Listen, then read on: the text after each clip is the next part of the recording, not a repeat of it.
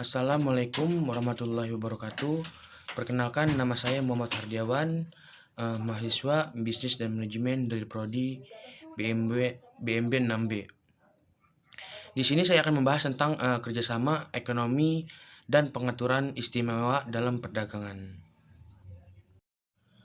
Kerjasama ekonomi dan pengaturan istimewa dalam perdagangan. Kerjasama ekonomi dan peraturan istimewa dalam perdagangan merupakan hal yang penting dalam hubungan internasional. Hal ini mencakup perjanjian-perjanjian dagang yang memberikan kelonggaran khusus antara negara-negara dalam suatu wilayah, misalnya atau contohnya. ASEAN memiliki kerjasama ekonomi yang mengatur perdagangan antar negara anggotanya. Hal ini bertujuan untuk memperkuat hubungan bisnis dan perdagangan dalam rangka menciptakan kesejahteraan bersama. Kerjasama ekonomi regional dibagi menjadi 3 bagian. Yang pertama itu peningkatan kesejahteraan bersama. Kerjasama ekonomi regional bertujuan untuk meningkatkan kesejahteraan bersama melalui integrasi ekonomi antar negara-negara dalam suatu wilayah. Ini mencakup berbagai kebijakan dan perjanjian dagang yang dirancang untuk memperkuat hubungan ekonomi dan perdagangan. Kerjasama ekonomi regional yang kedua itu penyebaran inovasi. Dengan kerjasama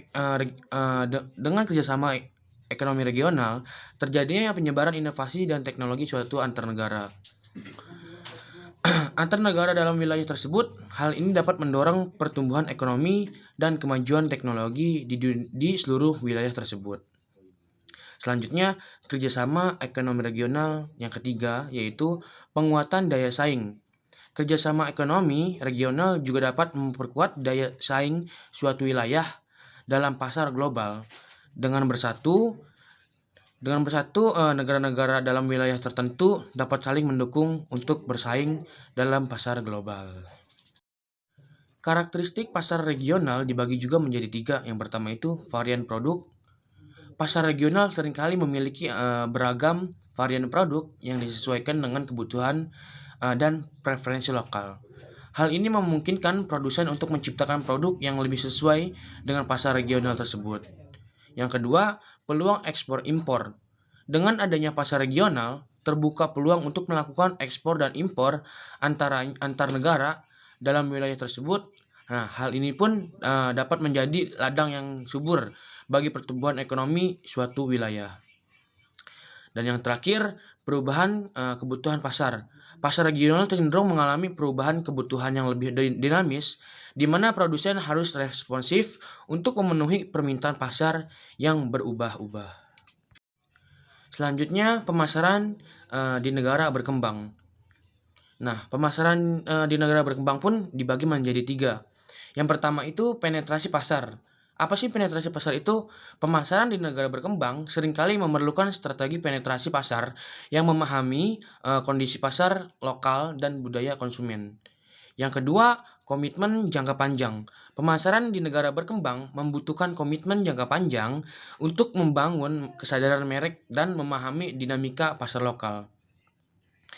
Dan yang terakhir dari pemasaran di negara berkembang yaitu kemitraan lokal. Apa kemitraan lokal? Kemitraan lokal itu membangun kemitraan dengan pelaku lokal menjadi kunci dalam memasuki pasar negara berkembang. Selanjutnya, pembeli global. Yang pertama ada importir. Pembeli global seringkali terdiri dari importir yang membeli barang untuk dijual kembali di pasar lokal. Yang kedua ada grosir. Pembeli juga mencakup para grosir yang membeli barang dalam jumlah besar untuk mendistribusikan kembali ke pengecer atau konsumen akhir. Yang ketiga retail.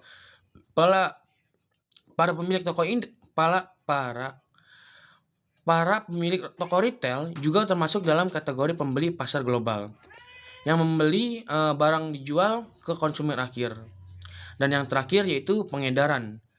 Perusahaan distribusi juga termasuk dalam jaringan pembeli global. Kenapa sih bisa disebut seperti itu? Karena yang membeli barang untuk mendistribusikan ke berbagai pasar di seluruh dunia. Selanjutnya, rencana pemasaran global. Rencana pemasaran global pun dibagi 3. Yang pertama itu menganalisis pasar global. Langkah pertama dalam rencana pemasaran global, menganalisis pasar global secara menyeluruh untuk memahami kebutuhan dan preferensi konsumen. Yang kedua, penetapan tujuan pemasaran. Setelah menganalisis pasar global, perusahaan itu perlu menetapkan tujuan pemasaran yang jelas dan terukur untuk mencapai target yang diinginkan. Dan yang ketiga, pengembangan strategi pemasaran. Pengembangan strategi pemasaran global harus memperhitungkan faktor-faktor seperti bahasa, budaya, dan kondisi pasar lokal di berbagai negara. Selanjutnya itu bisnis internasional dan globalisasi. Nah, bisnis internasional dan globalisasi ini pun dibagi menjadi 3 bagian. Yang pertama itu perubahan tatanan bisnis. Globalisasi telah menciptakan perubahan besar dalam tatanan bisnis, mulai dari proses produksi hingga rantai pasok global. Dan yang kedua, dampak sosial dan budaya. Bisnis internasional yang lebih terbuka secara global juga membawa dampak sosial dan budaya yang signifikan di berbagai negara. Dan untuk yang ketiga, kesempatan karir. Globalisasi membuka peluang karir yang lebih luas di bidang-bidang terkait bisnis internasional dan perdagangan global. Nah, ada pula hambatan dalam perdagangan internasional. Yang pertama, tarif impor. Yang kedua, kuartal kebijakan. Dan yang ketiga, ketidakpastian pasar. Keempat, ketentuan saniter. Yang kelima, hambatan non-tarif. Dan yang terakhir, hambatan teknis. Nah, di bisnis internasional pun ada etikanya. Dan di sini saya menemukan 3 bagian juga. Yang pertama itu berwirausaha dan tanggung jawab sosial. Etika bisnis internasional mencakup aspek perwirausaha yang bertanggung jawab secara sosial, baik dalam lingkup lokal maupun global. Yang kedua, penghargaan terhadap keanekaragaman budaya. Bisnis internasional juga harus menghargai dan memahami keanekaragaman budaya serta kebiasaan bisnis di berbagai negara. Dan untuk yang terakhir yaitu tata kelola perusahaan. Tata kelola perusahaan yang baik merupakan bagian integral dan etika bisnis internasional yang berkelanjutan. Baik, di sini saya membahas materi terakhirnya yaitu dampak perdagangan internasional pada pertumbuhan ekonomi. Dan di sini pun saya mempunyai 3 bagian. Yang pertama itu peningkatan pertumbuhan ekonomi. Perdagangan internasional dapat mempercepat pertumbuhan ekonomi suatu negara dengan membuka akses pasar global.